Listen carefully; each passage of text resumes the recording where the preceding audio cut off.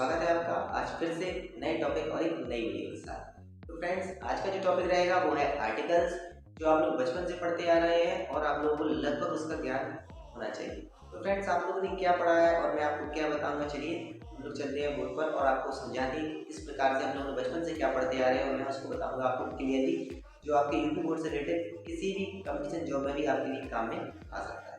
चलिए फ्रेंड्स, समझते हैं हम लोग किस प्रकार से इसको यूज करना है। तो फ्रेंड्स, यूज ऑफ आर्टिकल आप लोग नॉर्मली जानते होंगे कि आर्टिकल तीन प्रकार के होते हैं, ए एंड द। तो फ्रेंड्स, बेसिकली हम लोगों ने बचपन से क्या होगा, आर्टिकल का यूज कैसे किया है वो समझिए friends. A E I O you आप लोग भी जानते हैं, हम लोग लगभग इन्हीं को पढ़ते हैं और ऐसे बोलते हैं कि इसमें एन लगा दीजिए, बगैर में आप सिंगल ए लगा दीजिए और लेटेस्ट चीजों में आप डाल लगा दीजिए।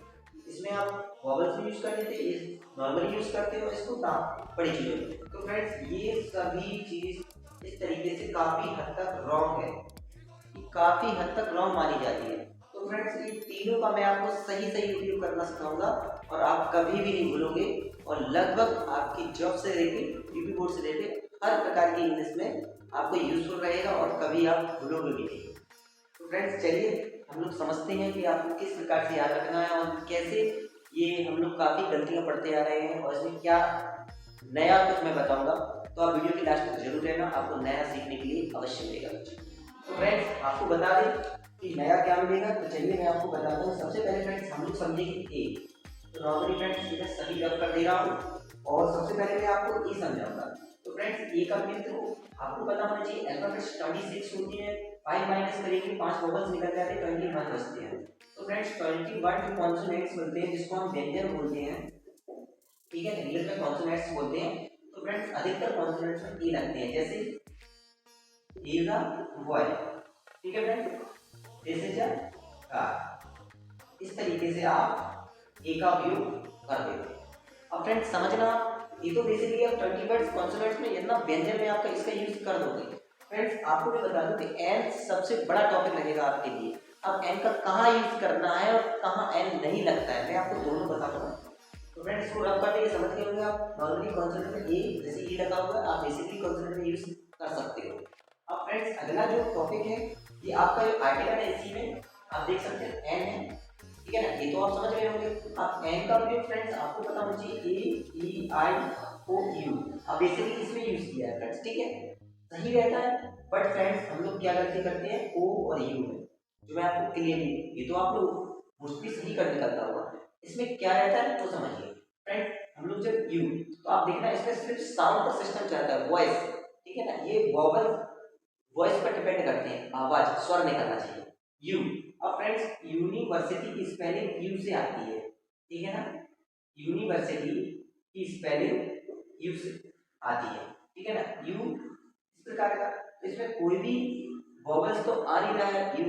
तो फ्रेंड्स, हमेशा ध्यान रखना, यू से रिलेटेड कोई भी मीनिंग आए, अगर उसकी हिंदी यू से निकलती है और स्पेलिंग भले वॉवल से हो लेकिन उसका वॉइस यू से निकले, ठीक है ना, चाहे आप इंग्लिश में या इसको हिंदी में पढ़ेंगे तो यू निकलेगा, तो आप समझ जाना उसमें ए लगेगा। एन आप यूज नहीं कर सकते हैं, ए यूज करोगे क्योंकि इसमें वॉवल नहीं निकल रहा है, भले ही मीनिंग वॉवल से, बट वॉवल्स की साउंड जो स्वर होता है वो नहीं निकल रहा है, इसलिए ए लगेगा। याद रखना फ्रेंड्स, ठीक है ना। जैसे यूनिवर्सिटी में भी आप लगा सकते हो, ठीक है ना, यूनिवर्सिटी में भी लगा सकते हो, और भी कई मीनिंग होती है, ठीक है ना, जिससे आपका साउंड यू निकले, आप उसमें ए लगाना, एन नहीं लगाना। इसी तरीके से फ्रेंड्स, आपको मैं ओ बता दूं, तो फ्रेंड्स ओ को जिसमें जगह वंस लिख दिया है, वंस, अब डब्ल्यू बोले तो वन, ठीक है फ्रेंड्स, ये तो आप जानते हो। तो अगर कोई मीनिंग आप लिखते हो उसका भी साउंड मतलब वॉइस वन से निकलता है, तो आप समझ जाना कि उसमें भी ए लगेगा, आप एन यूज नहीं करना, ए लगेगा फ्रेंड्स दोनों में। तो ये मेरा बताने का जो तरीका था, शायद आप लोग कभी इसको नहीं भूलोगे। फ्रेंड्स, ये तो अभी आधा अधूरा है, अभी मैं और बता दूंगा आपको, लेकिन इसको रफ करते हैं फ्रेंड्स, समझाते जाते हैं और रफ करते चले जाते हैं, जिससे कि आपको आगे में और समझ सको। और फ्रेंड्स, ये तो मैंने आपको वोवेल्स का पूरा तरीका बता दिया। अब एक ध्यान रखना फ्रेंड्स, जितनी भी हमारी शॉर्ट फॉर्म्स होती है, जैसे बीए आप ले लीजिए, ठीक है ना, एमए, या फिर आप बीएससी, या फिर पीए, इस तरीके की जो शॉर्ट फॉर्म्स रहती हैं फ्रेंड्स, किसी भी, ये कोई भी शॉर्ट फॉर्म्स रहती है, चाहे वो डिग्रियां हो, चाहे किसी भी पोस्ट, बीए, एमएलए, पीए, पीएम, सीएम, हमेशा इसमें एन आता है फ्रेंड्स, इसमें ध्यान रखना, हमेशा किसी भी पोस्ट में या किसी भी ग्रेजुएशन डिग्री में हमेशा एन आता है, क्योंकि वो शॉर्ट में रहते हैं।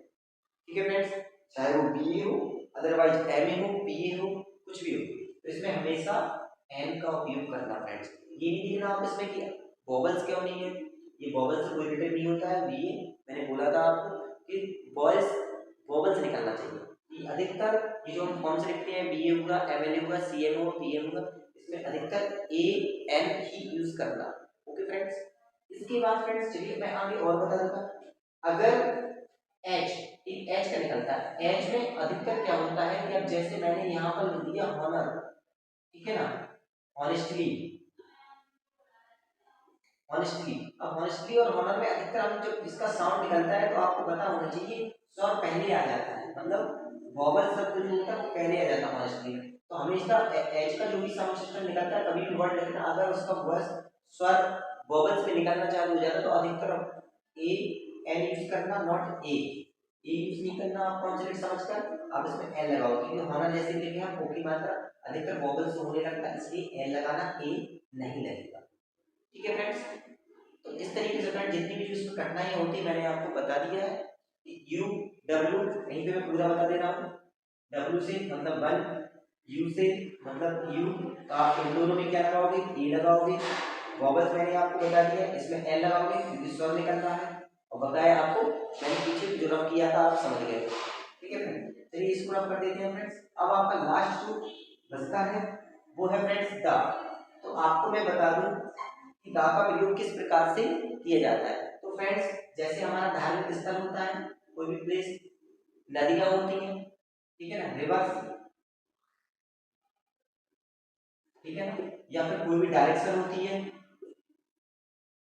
इस तरीके से कोई भी डायरेक्शन ले लीजिए, कोई भी हिमालय पर्वत वगैरह, ठीक है ना, कोई भी कंट्रीज, और किसी भी महान व्यक्ति का नाम, या आप कोई बाइबल, होली, रामायण पुस्तकें, इस तरीके में आप द का यूज कर सकते हो। तो फ्रेंड्स ये a an the, a an the, जिसमें से सबसे इजी आपको ये है, और जितना एन देखने में सरल उतना कठिन भी है, और तो दा तो आप मोस्टली आप लगभग समझ ही जाते हो। तो फ्रेंड्स आशा करता हूँ कि आपको ये आर्टिकल का चैप्टर अच्छे तरीके से समझ में आ गया हो। अगर जिस पे भी आप किसी भी टॉपिक पर ए एन द तीनों में से किसी पे भी आपको डाउट है, आप कमेंट में बताना, मैं कमेंट में ही आपको क्लियर कर दूँ।